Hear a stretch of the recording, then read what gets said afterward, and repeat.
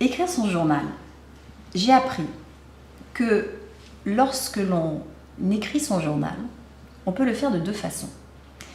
La première, lorsqu'on a des événements désagréables dans la vie, déplaisants, quand ça ne va pas, quand on ne se sent pas bien, quand il est arrivé quelque chose, ou quand on rumine, c'est-à-dire quand on se raconte incessamment la même chose, et c'est la même chose, et il m'a dit, et je lui ai dit, et il m'a dit, et je lui ai dit, et qu'on n'en sort pas.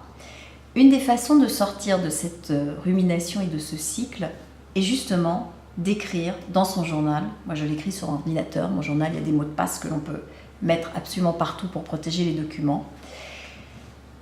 Permet d'organiser ce que l'on ressent. Et lorsqu'on écrit quelque chose sur un événement déplaisant de sa vie, c'est important d'essayer de trouver du sens. Pourquoi est-ce que ça me touche autant?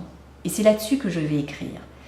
À chaque fois que je me lance pour écrire quelque chose de déplaisant dans ma vie, j'ai l'impression que ça va durer une demi-heure, que le temps de tout raconter et de tout expliquer, ça va être extrêmement long. Et en fait, pas du tout.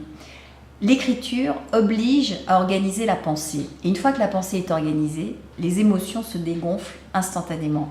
Et de juste raconter l'épisode ou le décrire ou essayer de le comprendre se fait en fait très rapidement, en quelques lignes à peine, et le problème est réglé. C'est-à-dire qu'à partir de là, toutes les émotions qui étaient reliées à ça sont des émotions qui sont passées désormais derrière mon écran et que je n'ai plus besoin de transporter de la même façon.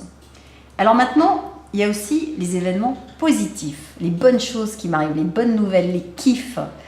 Là aussi, c'est intéressant d'écrire et de se les raconter parce que ça permet de les savourer.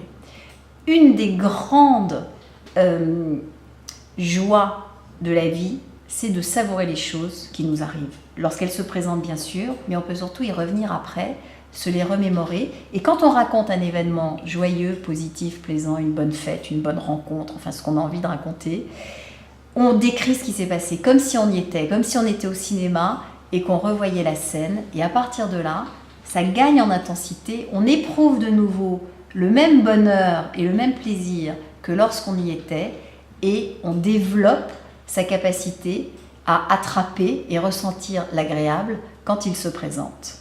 C'est un exercice qu'on n'est pas obligé de faire tous les jours, mais c'est un exercice qui vaut vraiment le coup quand ça ne va pas, quand ça va très bien ou quand on a l'impression qu'on est comme une cocotte minute, ça fait beaucoup de bien.